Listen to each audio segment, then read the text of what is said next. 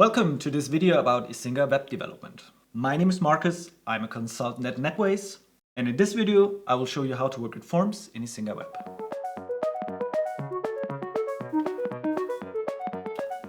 Alright, let's talk about forms. So in the last video we created our trainings module here with our asset table. So we have this nice little table that just shows database content. So we list these database entries and render them on the side. Nothing too fancy, but now let's extend that a bit. So what I want to do next is to have a little form that allows me to edit these entries. So imagine like clicking on the serial number, for example, then a form opens with the manufacturer, the type, and who is currently the owner of that asset. And then I can edit that and save it, and it updates the database. So that is quite common, like throughout web applications in general, I'd say, but it's also a core component in the Icinga web framework. All right, let's get started. So let's review the code a bit. So we have this asset model, which, let me open this, so which represents our individual asset. So it has an ID, serial number, and a type, and it belongs to a user. So I created this user model just so that I have someone to assign it to. So it's very much the same. As you can see, it has a table name, an ID, a name, and it has many assets. So this is how you would create relations between different models. So using the IPL ORM object relation model library. All right. So next, let's have a look at the widget, which is cleverly here on the widget. So it's just a basic table, an HTML element, which is then given the assets and then iterates over each asset and then just renders a row, right? So nothing too special. And everything comes together in the controller. So we have a controller, assets controller, plural, as we can see here. And it takes care of putting everything together. It gets the database connection, retrieves the assets, and then renders the table, basically. First, let's have a look at the table, and let's just create a link here so that we can click on it and have a place where our form can live in the future. So let's import some stuff from the IPL. I'm going to use an URL. I'm going to use a link widget, and I need some HTML. And now let's just keep it simple, and we're going to use the serial number to identify these assets. So let's use that as a link. So let's create a link here. I'm going to use the link object here, the link class, to create an object. It's going to take the serial number and then create an URL from that.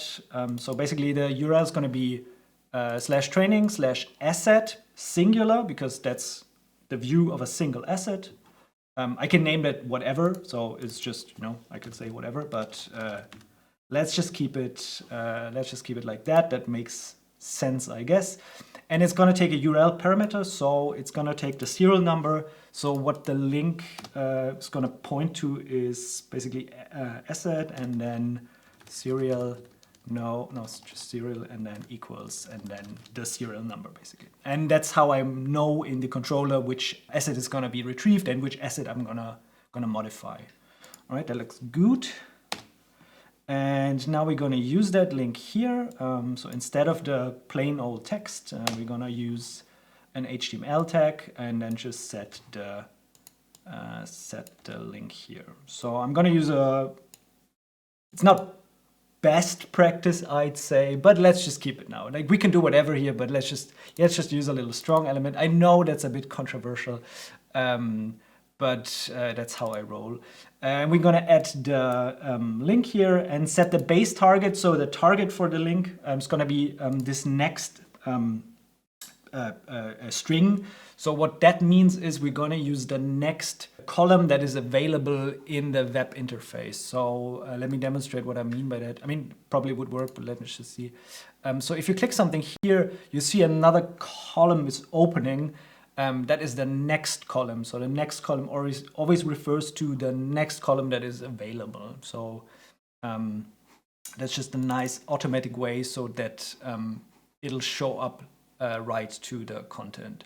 And I think I saved that. Let's see. And that should actually work. Let's give it a try. And that looks good. We now have a very strong link here. This is what I wanted. And if we hover over it, we can see that should link us somewhere. So that takes us somewhere. It opens the next column. And you can see here, it just uses the ID or the serial number, not the ID, in the URL. So that is good. The page is not found. Obviously, we don't have that page yet, but it works as expected. So now we can navigate, we can close that one. We can actually even close this one and see. So now we have its full screen. So this is what you would expect when working with Icinga Web. Now let's create a controller so that this little error doesn't show up. So what we need now is another controller like this one. We can actually probably copy that. And let's just create a new file. Let's call it asset controller, just to keep it consistent. And copy. And now let's try to remove all the assets. Let's delete that. That looks good. Doesn't need the table. We probably need the database. So good thing that we had it in a comment class. So you'll see this throughout the official Icinga modules. They usually have a trait for the database, so you can just pass the database around. So the connection around, basically. It's a good design. Next, let's just see that everything works. So let's retrieve the serial here and show it on the page. So just to see that everything is working. And now just let's just add it to the page, and that should actually work. Let's reload. HTML is not fun. Yeah, I forgot some imports. Let's see. Let's clean this up a bit. We need HTML, of course. And let's click. And that looks good. Now we can see what we passed. Here, actually, we can probably just do anything, so that will probably also work. It makes no sense, so we now need to check for that, but it works as intended for now. So let's. So what's going to happen next is we are going to create a form similar to the widget we had, and then pass the asset into the form, and then magic happens. Let's see. So let's check the assets controller. So basically the same here. We retrieve the asset. Here we get all of the assets. Now we just need one. And then instantiate an object which will represent our form and then render it on the page. So let's do that. Forms usually live in, you could create a widget here. Some people do, but I like to have it on the application. So let's create forms here. You see that in the official modules as well, that the forms live here. So let's create an asset form here. Let's call it asset form.php.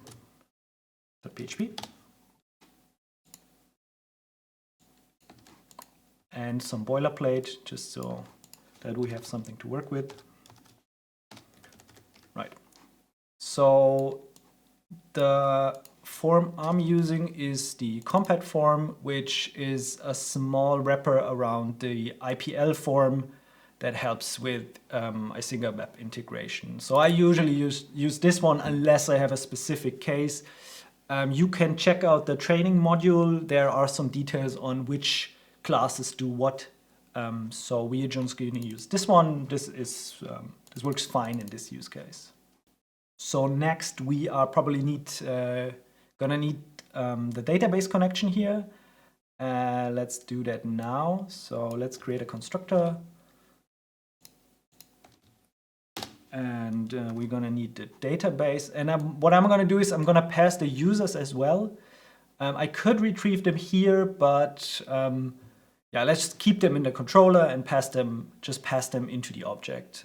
So what I want to do is I want to have a select menu where all the available users are shown, and then I can choose which one should be the assigned owner of the object.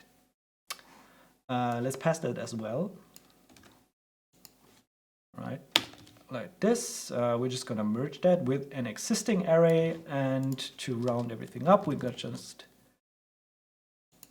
have everything straight, we're just going to create some attributes, so the database and the array. So there's going to just the default is going to be please choose this, please select someone, and then it's going to get merged with the available users. So there's going to be a list, and one of the items will be please choose. Next, we need one of the functions, one of the methods that all the HTML objects know. It's the assemble. So an IPL HTML object knows how to assemble itself into HTML.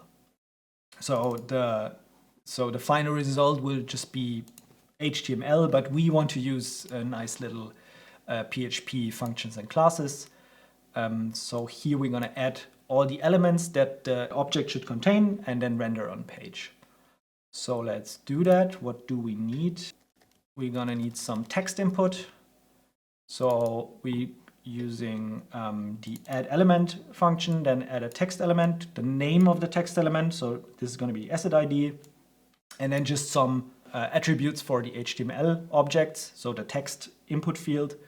It should have a label ID. We're going to make it read-only because the users should not change the ID, but maybe see them. We could also not show that, but I wanted to show the read-only function. The serial number, manufacturer, so all the fields can be changed. Probably does not make sense to have the serial number be editable, but let's keep it for now. And then we're going to have a select, like I said, with the users. So this is going to be a select element, and all the users are going to be shown here. And so the next thing, the final thing, is the button to submit that whole thing. So yeah, that should be a nice little form. Let's add it to the page. So back in our asset controller, singular, we are going to import the asset form, and we're gonna instantiate it on the site. So let's see, gonna add the form. It needs the users, so we want to have the users here. We need to retrieve those first and probably do some more setting up, but let's just see if that works. That should actually work without anything. Let's see. Yeah, that's not gonna work. That's we haven't passed the connection yet.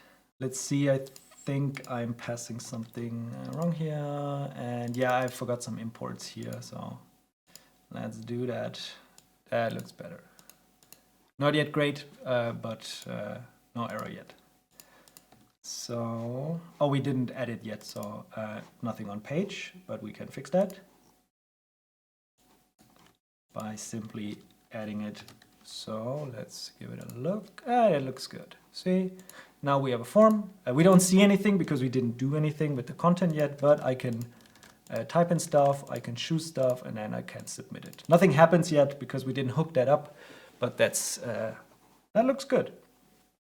So now, what do we need next? We need the users. We need probably the asset to be loaded so we can pre-fill this. So it would be nice if the manufacturer and the type would show up here and the users show up here, and then we need to hook up the submit button. Let's do that. Let's retrieve the asset. So as before, we're going to use the model to get stuff from the database. Here we're going to tell it we want that with the user because we want to show the user.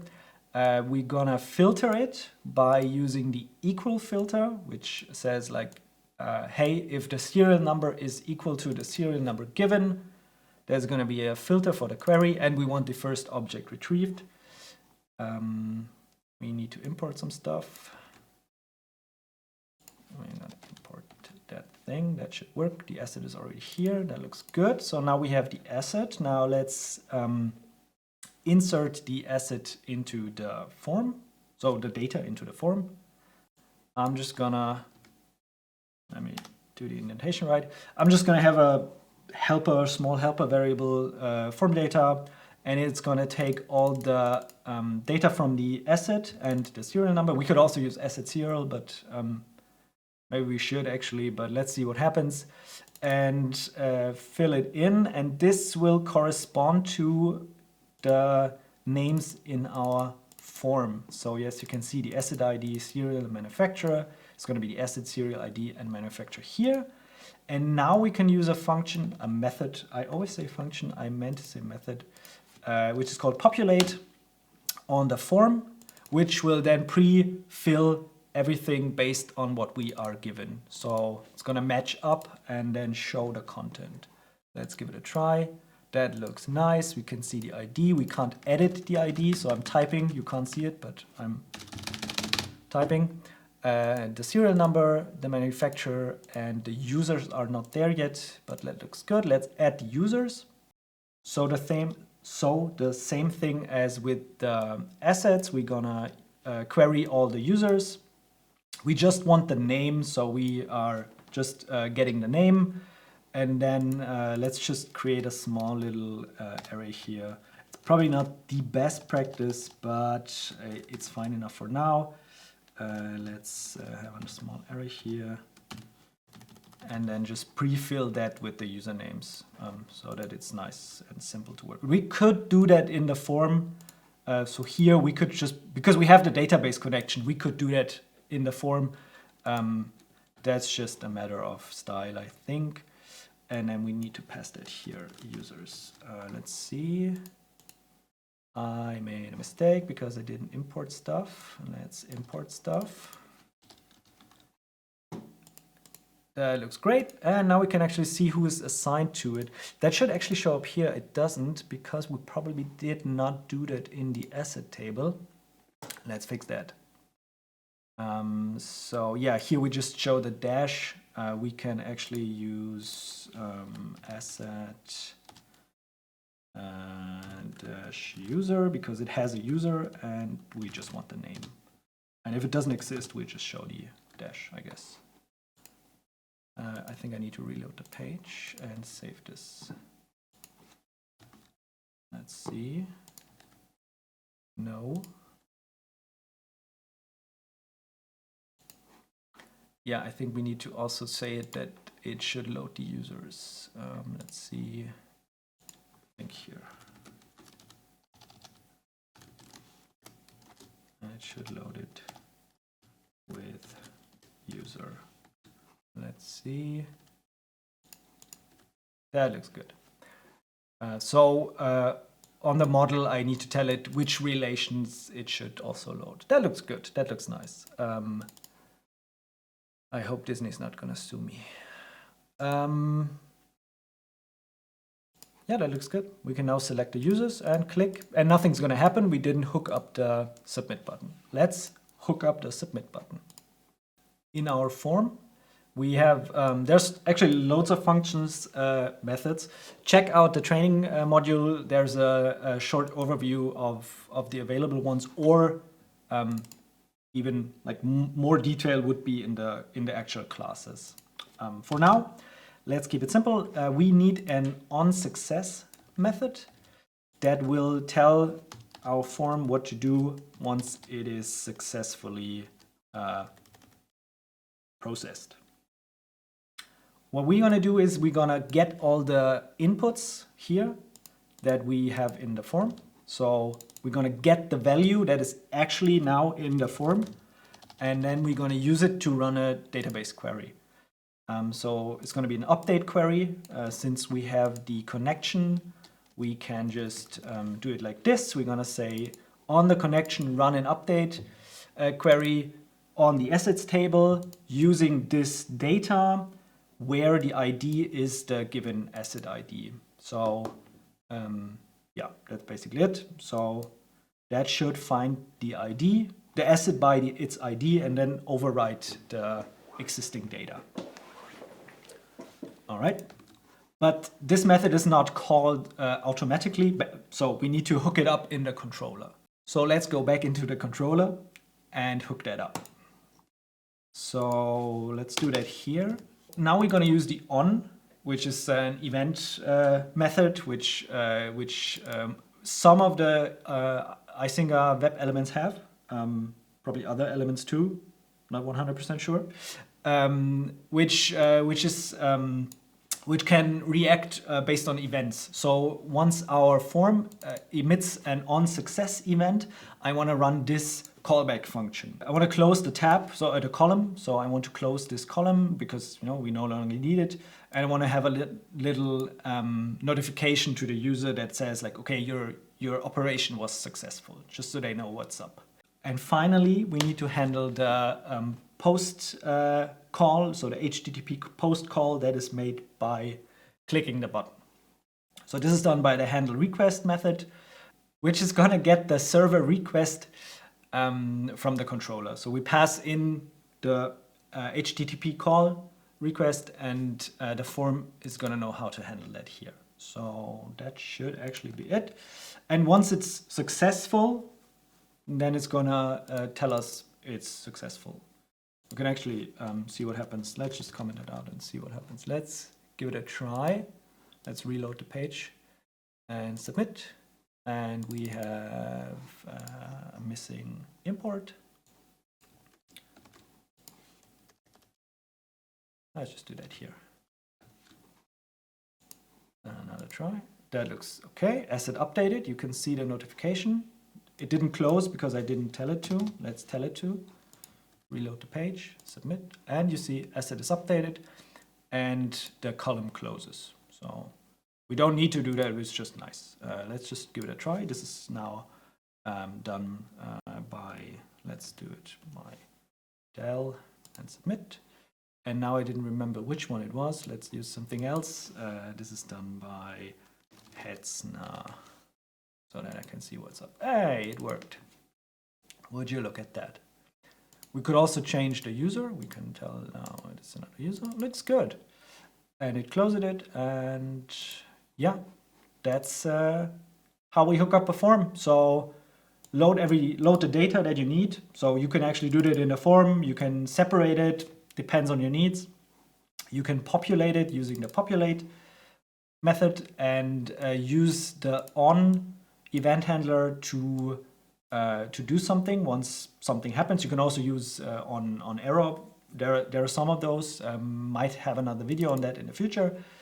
And yeah, then handle the request. And you need an on success method. So once the validation is complete and once everything is good, it runs this method and stuff happens.